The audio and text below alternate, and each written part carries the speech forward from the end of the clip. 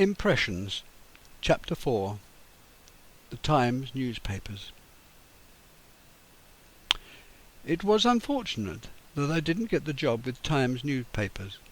Setting up a brand new colour reproduction department would have been quite a challenge. Nationally, the printing trade suffered a loss of standing by the closure of outdated printing works, the public thinking the industry faltering, not understanding that to re-equip a modern printing works the old machinery has to be removed first, which was no simple undertaking. The industrial recession in the middle of the decade went on, to the extent that even those firms known to be productive and progressive were losing work. The union's short-sighted view about the effects the new technology was going to cause to future industrial relations limited the speed industry was to climb out of the mess.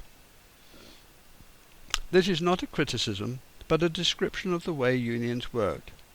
They operated on a day-to-day basis, especially when unemployment and unrest was threatened. They have no option but to pander to the cry for work. School fees and extracurricular activities were stretching my finances, a drain to continue for many years. I had to devise a plan to cushion this insecurity and lessen the effect of industrial disputes. Sally was now working part-time, and some of her money was finding its way back into the kitty. It wasn't enough in times of hardship to hold the fort, though. She objected to her earnings being for household bills, and wanted to spend it on what she chose. In 1975 there was an advertisement in the Daily Mail of a vacancy for a lecturer grade 2 at the graphic reproduction department of the London College of Printing. This I thought would be an answer to the fluctuating industry. I sent away for an application form, and letter stating out the list of duties duly arrived. Filling in the form, I signed, dated and posted it on the 1st of February 1976, to receive back a letter giving time and date for interview, that April. This coincided with the family's Easter holiday at the YMCA. I caught a train from Eastbourne to London, with suit packed ready. As an apprentice, I had attended the London School of Printing, Bolt Court, not far from Dr. Johnson's house and the City Literary Institute just off Fleet Street. The school moved to the Elephant and Castle, later becoming a college. The college's first year and design courses installed in Waterloo's old building in Back Hill, Clerkenwell. Now I was attending the college again, only this time to teach. When I emerged from the tube station, the college tower block presented its towering floors directly opposite.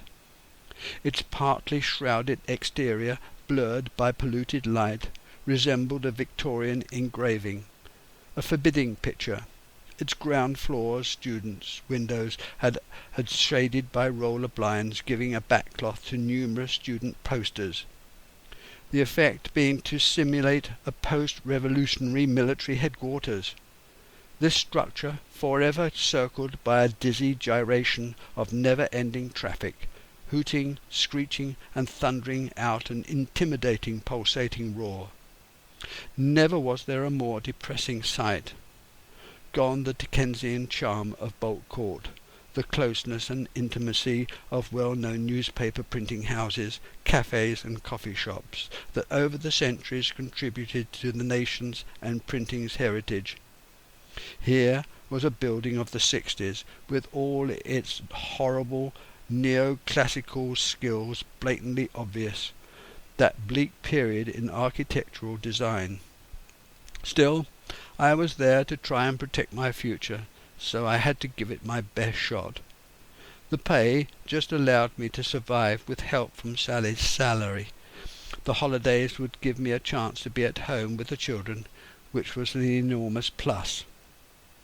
I knew already a handful of lecturers who had actually taught me from the section I was about to teach in, one retiring whose position I was filling, and 6 I knew from industry.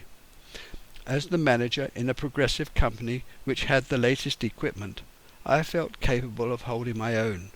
The company had employed ex-letterpress men to train, so I was versed in the art of passing on skills and theory. The interview faltered because the selection board chair told me that whatever happened they couldn't offer me the grade 2 position. They felt it only right that they should grant that position to someone who was already there, and had been promised that post for a long time. They were kind enough to say that the advertisement held the wrong wording.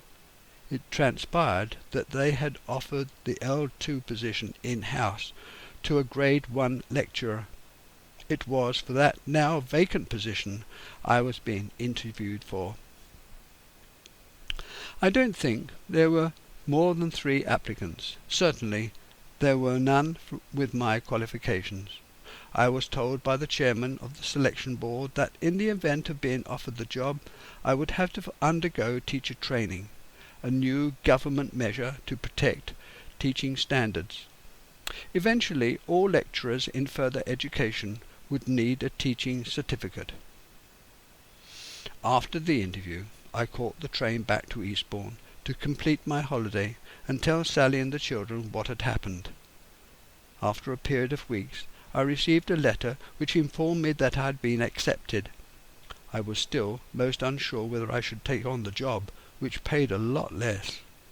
The fact that Sally was now working did have a bearing on my decision to accept, and the hoped-for stability that teaching would provide, plus the long holidays, swayed my decision. I served my month's notice, and started to teach that Easter in 1975 when I was 40. A new career seemed a radical step. I was excited by the challenge, and during that summer term I was in classes with the senior lecturer and the department head to give me an idea of how to conduct myself and what teaching procedures I should adopt. He told me to attend his lectures and to take notes. In that way I soon became used to the routine, and picked up all the methods of work. Much of it was easy, and I felt I could cope with all that I was asked of me. The London College of Printing had an annex in Back Hill, Clerkenwell, that catered for first-year students, design and foundation classes. It was explained to me that everyone had to take it in turn, being tutor to various courses, ensuring that exam attendances, general behaviour and end-of-the-year exams were formally carried out in line with the course syllabus and possible strictures laid down by external examination boards, training bodies and employer federations. My hours were 22 hours a week, 19 of those hours as student contact time. The day started at 9 and could end by 9 in the evening. You were expected to prepare your own classes, provide your own handouts, devise models, slides, order visual aids, projectors, and liaise with the department's technical assistant to ensure all was arranged for the student. The technical courses covered City and Guilds examinations, printing trade courses designed for training purposes, the department's own two-year full-time course, and the technical content for other college courses, service design courses, and a range of foundations, school introduction courses, and employers' start-up. Lithography was the growing printing process, taking over much from both letterpress and gravure. However, you can never be complacent in technical education. Those departments, seeing that in time they would lose teaching hours, will plan to extend their teaching practices by stealth and have their outdated skills included in your syllabus. What is wrong with that? You will say. It will take up time in the syllabus and promote better understanding of practice and history, give a basic skill to first-year students, and apply old technical methods to give a grounding for future technology. Later, constructing a course that requires your participation, give their course greater credibility. and once the redundant staff fully converted, they will begin to increase their teaching time, eventually taking over the whole course. It was castle building in the grandest of manners, the disguised expertise that later turned into an authoritative voice. Department heads applaud staff who design courses that draw students to them, particularly high-level courses. This increases the status of the college, school and department. College authorities eagerly seek all courses that cater for overseas students. Their upfront fees pay for themselves and others too. The college authorities are not concerned that those students may be better off under another establishment's course. It's about cash, student numbers and status. It's a dog-eat-dog situation, and the college enrolling week is like a battlefield with clapped-out teachers exhausted by having to act as salespeople and promotions experts. The winners strutting around flapping enrollment forms, giving a full class list of first-year students. How much better a continuation course of 3 years, ensuring at least 3 years of teaching practice. Once you have a list of over 16 students, you can start the course even if they haven't paid. The teachers will hope to get the cheque from the students on the first day or night attended, and even then the students may say that their employer didn't pay up, or he would by next week, or some other excuse. It sometimes took weeks to get the money, and even if you did, it was difficult to stop the class because some students had already paid their fee. There was a cut-off of 11 places taken and paid for which would allow the class to continue. Even so, by the end of the course there may be just 5 students left out of perhaps 4 times that number at the start. These were all part of the system that I had to become accustomed to. With my first term completed, I was co-opted by the head of department to help mark the exam papers, total up the end-of-year results, and make out the reports. Here was another insight into the new world I was destined for. The philosophy was, try not to fail anybody, because that was detrimental to the child's well-being and self-worth, which made excellent psychology if some sort of effort had been made by the student. In many cases there hadn't been. Some students over my years of teaching just entered their name at the top of the paper and did little else. My knowledge of statistics, averages and bell-shaped curves, spreads, graphs, mean and norms suddenly escalated. How to describe a student's efforts without being abusive or using the same hackneyed "could have done better" was achieved by having a marking script suitable for all scores and yearly comments. Common room gossip abounded, a hierarchy place setting of desks and lockers, deference being given to old established members, not necessarily length of neither service nor status, but a hidden, unspoken position commanding respect. The National Association of Teachers in Further and Higher Education represented the staff just as rigorously as Slade and PW, NGA or NATFHE had done in the trade. I was not escaping the influence of the unions at all, for here they all were, the same members, just the name change. The alteration in working practices and changes in the labour market brought about by new technologies were just as apparent. Teachers knew that the public couldn't understand why the school holidays were so long. Years before, children helped gather in the harvest. That is why summer holidays were so long. What an outdated reason for establishing a course length. Education establishments are huge structures on massive land sites requiring enormous sums of money to keep open. Having them empty even for a limited period is a waste of taxpayers' money. Staggered holidays, flexible working, shorter courses, instruction in the workplace, teaching by internet, all worth trying. The biggest shock for me was not having to relearn chemical processes or writing on the board, but qualifying for a teaching certificate. The last time I'd written anything of length was at school 25 years before. I have already explained how bad that was. Completing a 3,000-word essay using quotes and indexation was an almost impossible task, and for a start, I didn't know where to begin. I almost literally had to go back to school and relearn what I'd missed, what I'd skipped, things I'd never been told about, and to work my way round the skills of higher learning and the intricacies of the library service. I began by building a desk and shelving in our bedroom under the stairs which led up to the attic room. A chair was found, and I raided the library to provide some course books.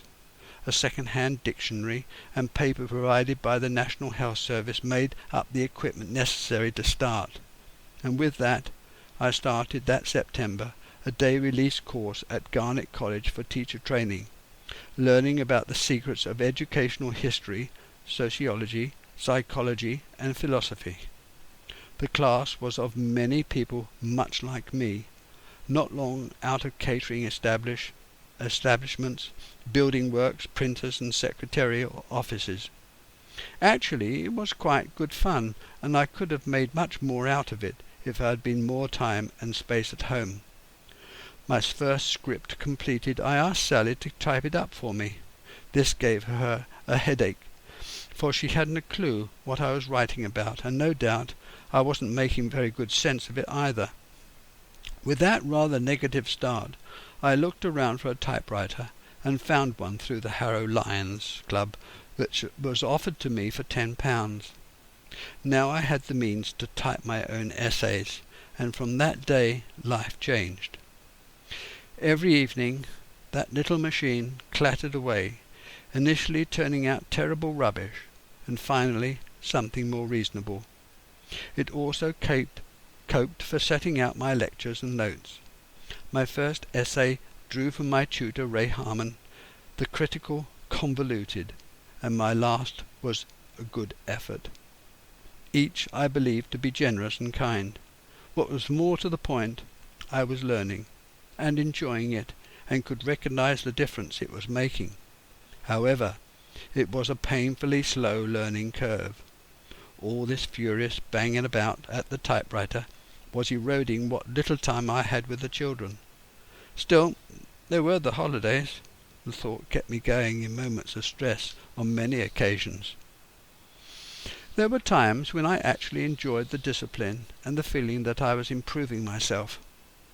At the same time I was attending Garnet College, I enrolled for a technical certificate in printing techniques, thinking that this would be another means of procuring a further step towards the next grade of lecturership, something else to fill my curriculum vitae and show keenness.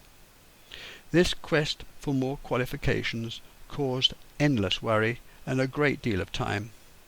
It wasn't necessary to go over the top, but I felt keenly my inadequate education that I must somehow compensate for.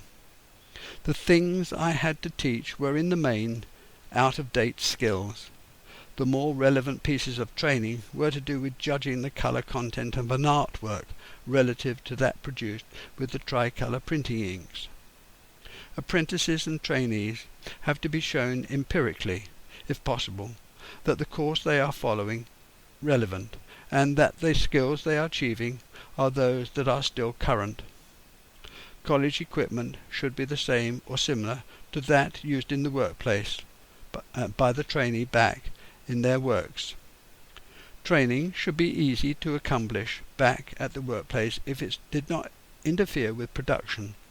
Colleges rarely had the latest equipment, especially large machinery, robotics or other electronic gadgetry. Lecturers are rarely au fait with the latest production line techniques. College staff vacancies rarely receive many applications, simply because the pay is usually considerably lower than industry. It follows that many lecturers are not the most skilled or come from firms holding the best equipment. They sometimes have little or no experience of progressive industrial work patterns or skills. As their teaching life progresses, they become more distant from reality. The only way they can keep up to the latest working conditions, they are encouraged to visit firms and workplaces or retain a consultancy. The heads of college departments are usually those who have served the longest in education. They have normally, but not all, worked their way up the ladder of lecturership grades. Thus, higher rates of pay correlate to time served and age. This also, in most cases, equates to time spent away from industry. Naturally, the graph would show these members of staff to be those close to retirement and their pension. Unfortunately, it does not correlate to first-class industrial achievement, vigour, first-hand technical knowledge, and hands-on experience. When I first went into education, I had no teaching experience, held no industrial diplomas, nor wrote technical papers. Although my industrial experience gained in the most advanced studios, my power to change college working practices was nil. Various departments in a college are always vying for power. This power normally was based upon the latest invention or discovery, backed by published papers. This gave the department recognition and standing. Even without industrial backing, forceful individuals who often spoke loudly at one time might have been instrumental in advancing the department's position, exert a pressure out of all proportion to their knowledge. Now there was this revolution, brought about by electronics. These old college heads became left behind and felt threatened. My introduction to teaching came at an unfortunate time. The one-town power was draining out of my particular section, retouching, and was taken over by the camera department, which had always controlled the school's film processors and rather ancient continuous tone scanner. The lithographic artist and retouchers, including various heads of section over many years, had not pressed for these facilities being set in a way not keeping abreast of working practices. In the trade, many retouchers planned their own page positions, leaving sheet positions to the plate makers. In college, this working practice wasn't followed, allowing other departments to take over that service. The result, an electronic technology advanced at one time, hand skills dropped slowly away. I tried very hard to convince my section head to adopt this method of work, to claim page planning as an integral part of the retoucher's work. The whole section could see that this would be a way of ensuring that power and relevance was held. However, we didn't have the proper light benches, and couldn't easily turn one of the technicians' room into a dark room. In a near-perfect world, that did not, and I never would have, and we would never have our own film processor. Part of this came true, but it was all too late. Other sections could see the necessity to broaden their base, and naturally they tried to retain their power, even at the expense of another's job. It was sad to see what was happening. Skills were being taught by individuals who had never done the job themselves. Information was being given out that was out of date, and in some instances incorrect. This situation had come about because the industry was undergoing such enormous changes. The college didn't have time to regroup and reorganize before another innovation came along. Into the maelstrom I found myself, sitting a teacher training certificate and coping with a growing family. Simon had taken his O-levels and had gone on to sixth form college to sit A-level physics, biology and chemistry, plus an AS in maths. David was sitting his O-levels at the comprehensive school. Rachel attending Harrow Weald, Ruth with David at Whitmore, and Benjamin in his last year at Longfield Junior, and Rebecca was bringing up the rear, attending North London Collegiate. The 1977 session completed my first full year of teaching. It turned out to be more successful than I had imagined. The skills I brought with me from industry had stood me in good stead, which experienced far more up to date than the rest of the department. My age allowed me to be far more confident than my time teaching might indicate. If there were occasions when student rowdiness was a problem, I could rely upon a story about my past to hold them interested. My late position in industry as a manager of London's leading colour printers gave me credence as an authority, and gave an abundance of relevant work solutions to correct production problems. Having completed national service, and tales about life in the Royal Marines always held their interest. Having ridden and owned many different motorbikes, this allowed me to enter their world. I'm sure too that having 6 children working their way up the school ladder gave me a fund of comical stories they could identify with. These were not talking points of lecturers.